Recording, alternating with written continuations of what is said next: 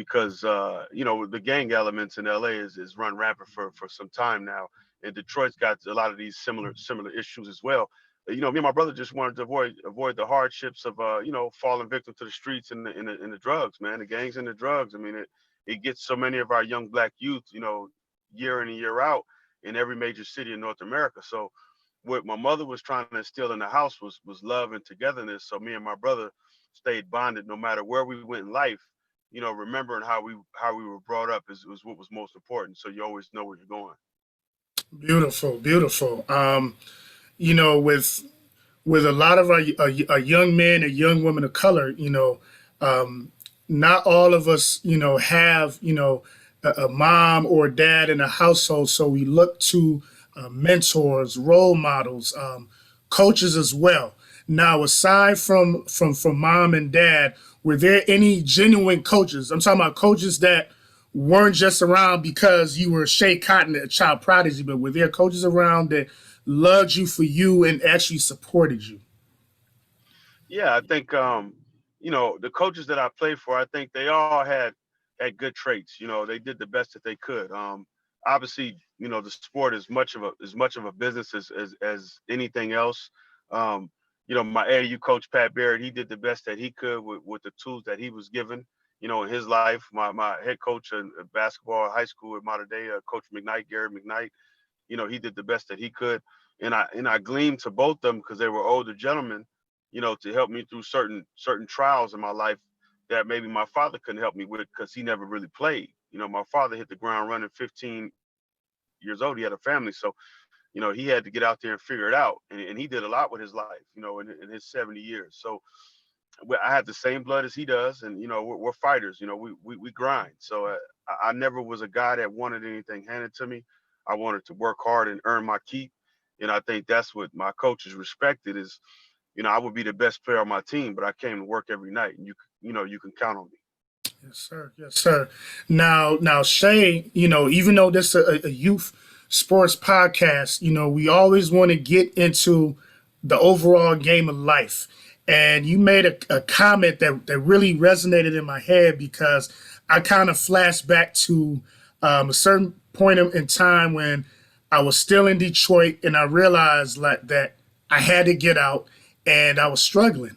And guys I thought were friends would just allow me to just basically just dry out, continue struggling. I ended up going to the military and kind of finding myself. Now, talk about the importance of keeping your circle small as far as, the true meaning of friendship, because we have a lot of young athletes that they think they got friends, they think they got a support system, but when they start struggling, these friends just kind of disappear. Talk about the importance of true friendship and keeping your circle small. Uh, I think the friendship is really tested when you really need help that you can't provide yourself. From your peers, family members. You know what you got when you can't help yourself and when you're at your worst point. Like everybody says, "Oh, this is my boy" or whatever. Well, you don't know how strong your relationship is with your boy until you go through some real adversity. And I think for kids today, they need to keep those circles small. And if you really want to be successful in life, you need to really evaluate your circle and see what's the strength of your circle. Where are they headed? What does their future look like? I mean, if you guys are all doing stuff that you shouldn't be doing, well, you don't have to look too far. You're not going to be very successful in life. So you got to be honest about where you are and who you're surrounding yourself with and how you're spending your time and really what's burning inside, like what's driving you. I tell people all the time, the kids I work with today, you know, it's it's less about the talent and it's more about work ethic and then the intangibles, the inner beast inside, what's burning in there. I think it's a mental battle. I deal with the mind today more than anything because I feel like a lot of these kids are much more fragile than we were because they have more opportunities, which made them a little bit softer around the edges. We had less, so we had to work harder, and we really captivated opportunities and took advantage of them. So nowadays, it's so watered down, it's giving people this false narrative that everybody's going to make it, and that's far from the Mhm. reality. Yes, that's that's a fact, and I'm glad you they the kids are hearing it out of your mouth. as it means a lot more because you played at a high level. Now, this generation, kids got YouTube, they got Instagram, they have access to studying more tape, more thoroughly. Now, when you were growing up, obviously you had a brother that was a baller, but he wasn't much older than you. What players' games did you study when you were growing up? Great question. Growing up, I obviously watched my brother's games. Guys that we grew up with, Joy Johnson, Dennis Johnson, the late great, his brother, rest in peace. He was like a big figure for me, in my youth. I mean, he had a 50-inch vertical leap. He broke the Guinness Book of World Records high jump. I think he jumped 12 or 13 feet. I mean, this dude was just like a supreme athlete. So I had never seen anything like that, until I got into high school and was playing against guys like Ronnie Fields out of Chicago, who had a 50-inch vertical himself and never even worked on his legs. So it just goes to show you how God will give certain people certain gifts. You know what I'm saying? Uh-huh, But uh-huh. for me, it just being a student was very important. I watched guys before me, guys in my era, and even younger guys. I would glean to players like Ron Harper in Cleveland with the Cavaliers before all the knee surgeries. He was a problem. I knew about Jordan. I respected his game, but I was never a guy that jumped on the wagon because everybody else was doing it. So I kind of found different players that I gleamed to. Michael Finley, whether he was in Wisconsin before he went into the NBA, playing with the Mavericks and so on and so forth. Billy Owens at Syracuse, Derek Coleman at Syracuse, Lawrence Moulton at Syracuse.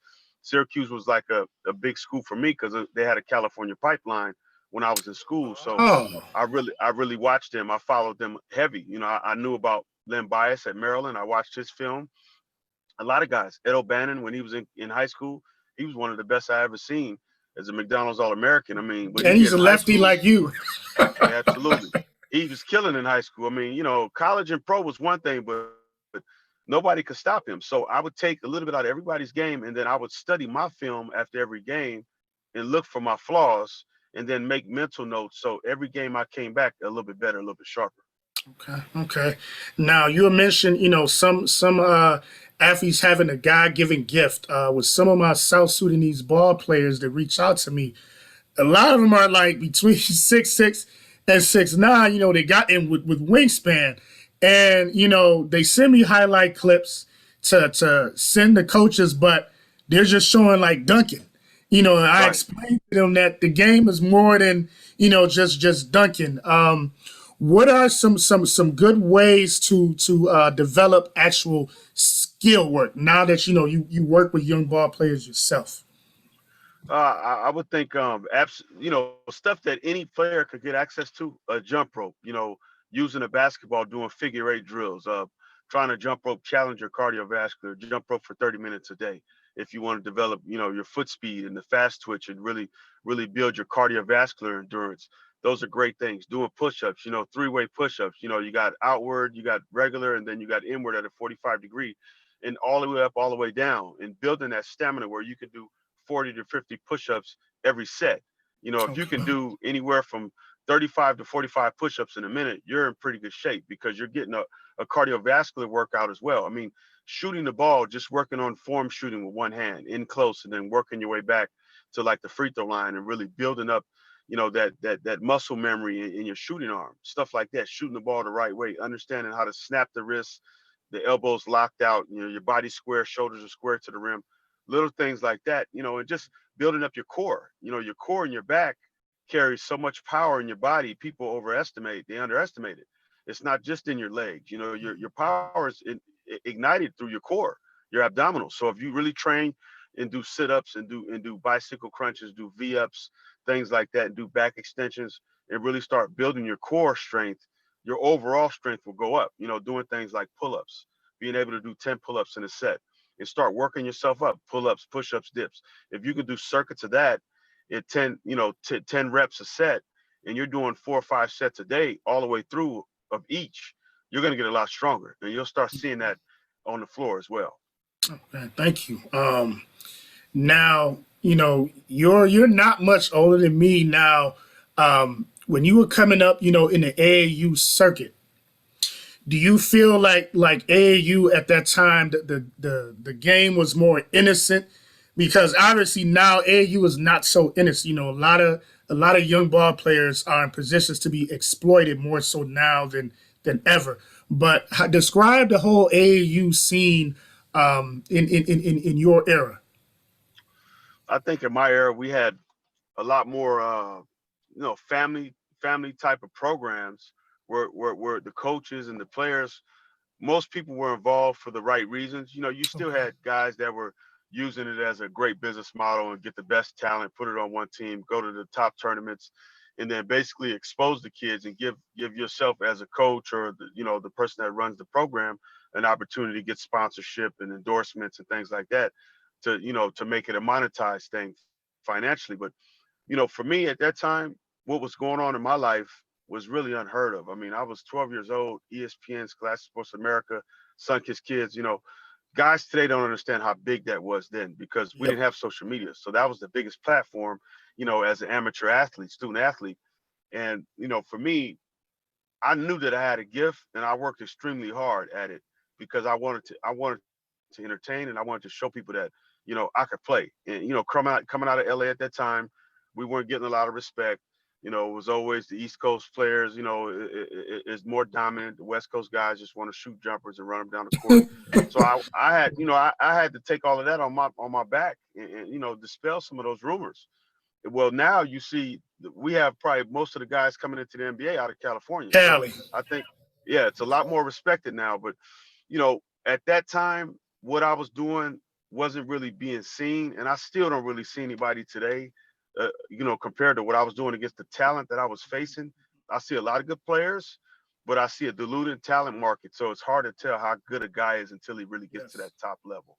Yes. And what stood out about you is it wasn't the athleticism actually. It was your mindset. And with each guest that we get on Heavy Brand Podcast, you know, Detroit youth, they're built different, and that's why we bring on guests with fighter mentality, fighter mindset. And I noticed that I could tell that you didn't like the stereotype for Cali ballers, and you took each game and each matchup with you look forward to it. You didn't shy away from it. Now, who are some of the top ball players that you competed against outside of Cali that you could say were close to your level at least? Well, I mean, the next best guy is a guy, rest in peace, Kobe Bean Bryant. I mean, that's the next best guy to me that I felt in my era that I competed against. I said, well, you know what? He matched my intensity, and that's what I like to see because that's few and far between. It was a rarity. I think our matchup will go down in history. The people that viewed it, that was there, they know what happened. They saw that battle. It was great to watch. It was great to see. I was better than him on that day, and my team won. But it's something that we share for life. I mean, and I hate what happened to him. When Yeah. he died, a part of me died with him. But the competitiveness is something that I think is lacking today. Some of these players need to stop being friends with each other and start going at one another to really make each other better, because that's what this is really about. Yes, yes, and at least for Detroit, it kind of like we kind of went the opposite ways. Like Detroit and LA kind of went the opposite ways in basketball, whereas in the '90s, '80s, and '90s, we produced a lot of NBA talent and D1 college talent.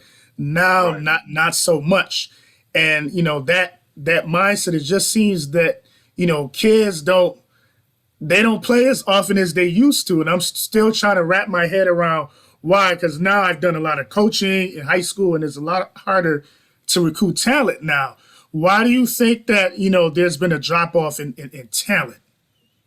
I think part of it is, a lot of our inner city youth is getting swallowed up. They're getting caught up in the streets. So you don't see the numbers of the talent you used to see. I mean, Detroit is a hotbed. I know about St. Cecilia. It's Okay. yeah, different areas. Jalen Rose, Mhm. a partner of mine, used to come out and play at UCLA all the time in the summer. I know Winford Walton, Willie Mitchell. I know a lot of Detroit guys, Rashad Phillips. So these are guys all in my era that Mhm. they Mhm. were great players and they all played at a high level. They all went D1. Some went pro, some didn't, but everybody was the best in their class. And that says a lot. I think today our inner city youth, they need mentors, like you said, and that's why I'm doing what I'm doing. The Manchild documentary was in creation, so this doesn't happen to no one else's kids, particularly black kids. You know, because you want to go to the bottom of our streets, you got to go to the black community. But if you want the most talented players, you got to come to the black community as well. Yes, So sir. how do you preserve that, nurture that, and then help them grow?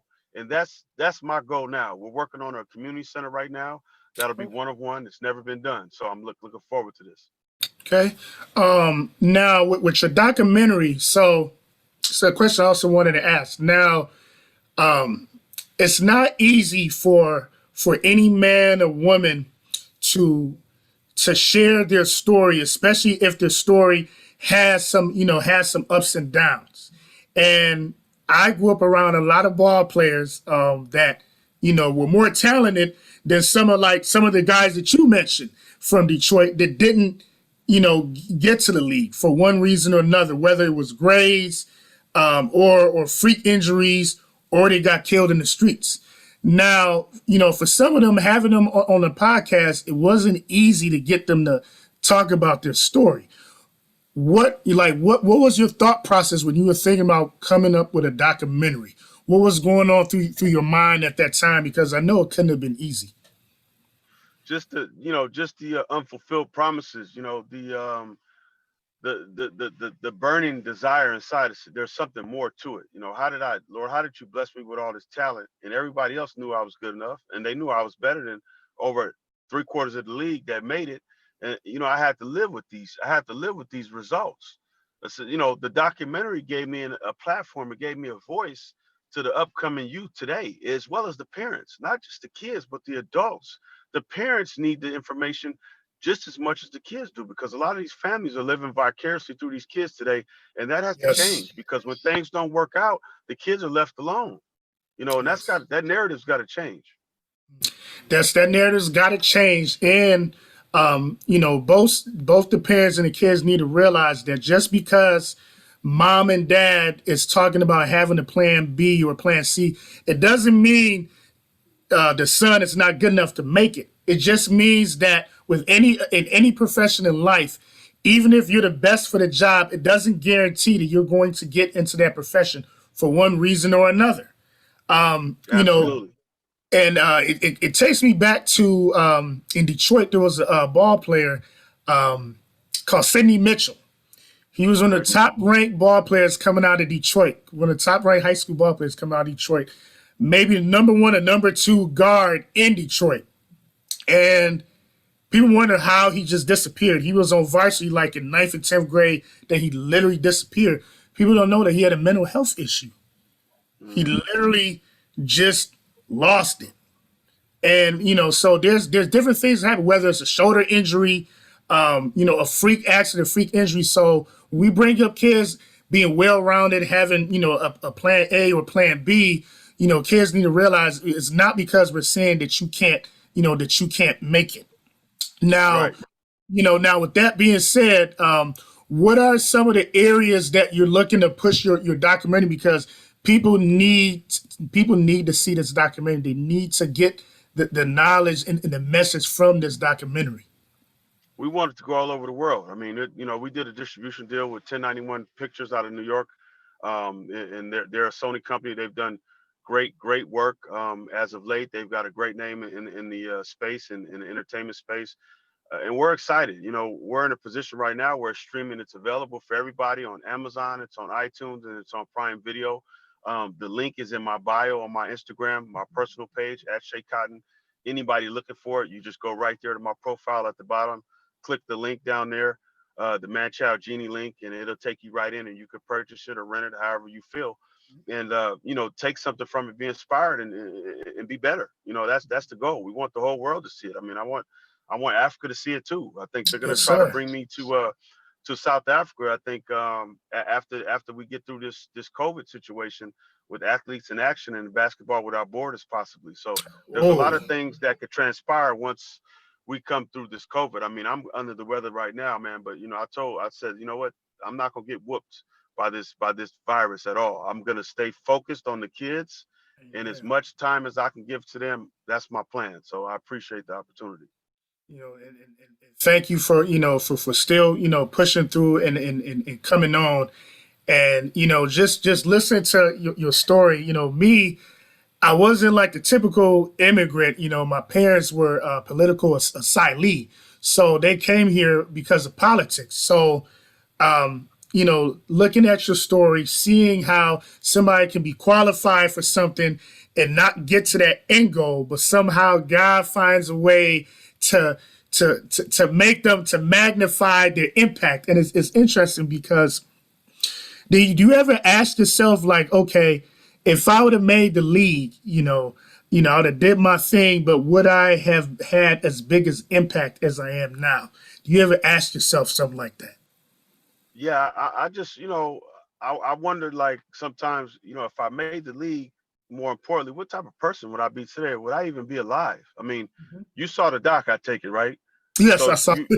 you saw some of the challenges, and I'm blessed to be here today. And I think kids need to understand that not only is the story real, but it's relatable to each and every kid on different levels, depending on where they are in their life, in their journey. And, I look at it as I didn't make the league, but I still made it in life, and I'm able to make a bigger impact through my story today than I ever could have did playing basketball Yep. because I can impact people every day. The basketball's gonna stop bouncing, and there's a lot of life after we're done playing sports. And a lot of our athletes, when they're done, they have no identity because everything has been, identified by what you can do on the floor with that basketball.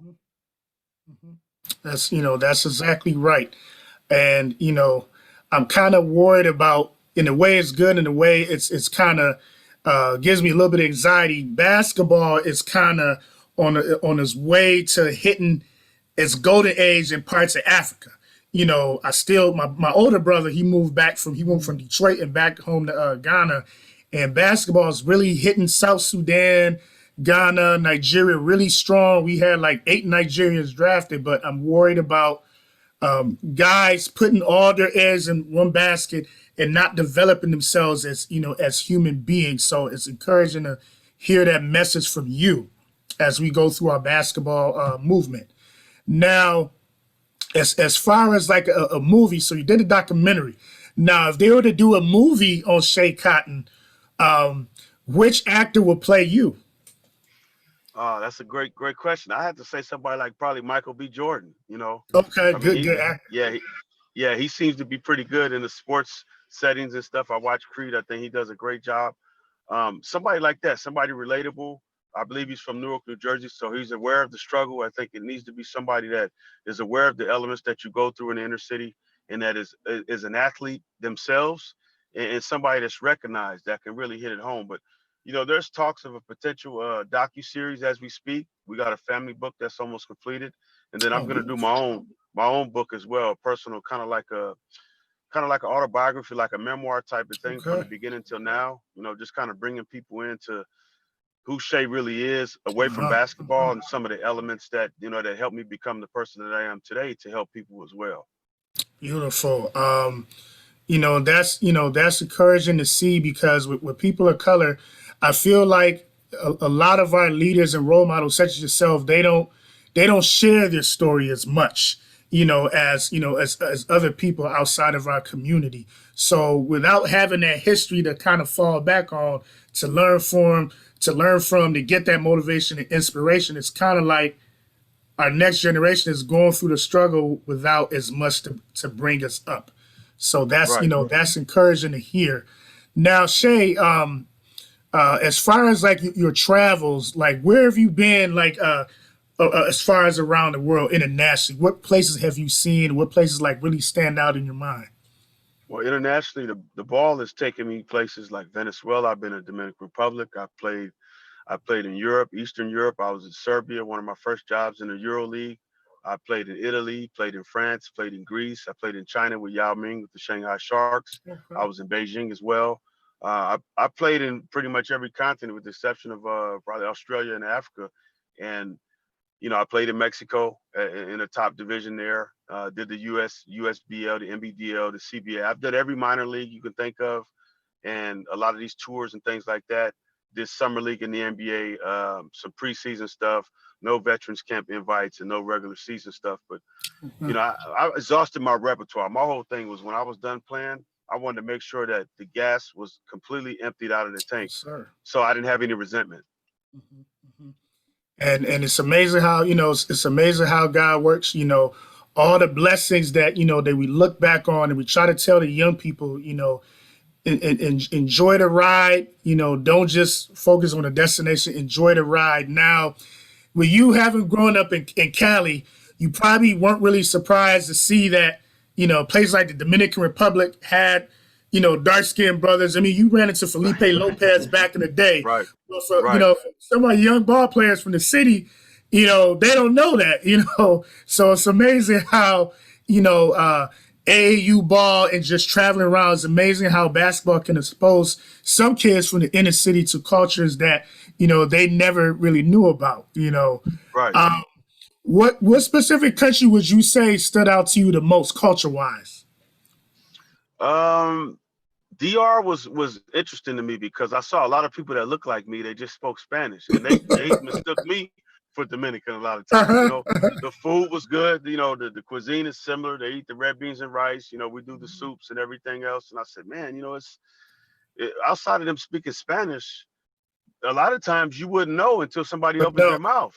Yeah. Hmm. So that I was relatable from that end. Looking at it from that perspective. I think Venezuela is a little different. I think that part of the country is a little bit different from DR because you get a much different color tone and different features with a Okay. lot of the Venezuelan guys. They're known for baseball, obviously. The Dominicans play baseball too, but they have Dominican basketball players as well. So you don't see as many Venezuelan pro ball players in the NBA. But European wise, I'd probably say France. I appreciated because it was a clean country. Okay. Italy was good. The money was good there, and but Eastern Europe. When I played in Serbia, I think I had a really good opportunity because they had some of the best players in Europe.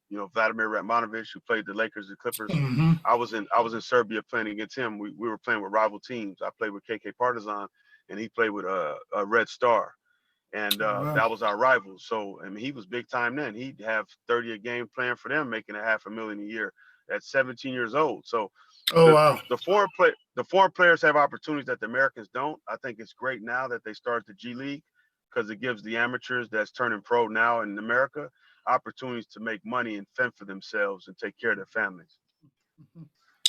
More options and probably less monopolizing from the NCAA. Right, Now right, now if you're McDonald's All American, you don't necessarily have to go through the college route. Um, right. now with that being said, for the parents, that view the show, especially through through Facebook, what advice would you have for parents that their kids are getting recruited to go play college ball? What kind of tips and red flags would you have for parents that's never had experience with the recruiting process? I would say to look at the school and figure out what your kid studies, what does he want to major in, where do you want to live after you're done playing basketball. Look at the depth chart at your son's position, where are they at amongst all the other talented players that they're recruiting, student athletes across the country. There's usually like 1 to 5 in every position. Find out where you are in that depth chart, and a lot of that Okay. will determine how serious that university is in recruiting you and even signing you. So it's just doing your homework really and understanding really the school and not choosing the conference and not really choosing so much, oh, I want to play for this coach. Because if he gets fired, then what? If the school Okay. goes into a different conference, then what? So really do your homework on those things. Okay. Okay. Now, Shay, for Manchild, as far as like merch, is that all on your website? The whole Manchild Yep. hookup. Yep. Okay. I got the beanies, we got hats, tees, therealmanchild.com. TheRealManchild.com. Okay. Correct. TheRealManchild.com. Shay, I want to thank you. I also want to give a special shout out to your mom as well. We spoke on the phone earlier today. Shout outs to all the moms out there, that's raising our future leaders. Shout outs to all the dads as well that's putting in the work. I want to thank you obviously was raised right. You're very humble, and really appreciate that. That's really refreshing, especially doing youth podcasts, reaching out to people. We don't run into very many humble people, so thank you for blessing us and coming through on this youth podcast, and continue blessings to you and your family, Schea. I will thank you for the opportunity. I want to wish everybody out there a safe and happy New Year. Everybody stay healthy, take care of yourself, and do something good for somebody else. Amen. Thank you, Schea. Thanks a lot, man. Take care. So.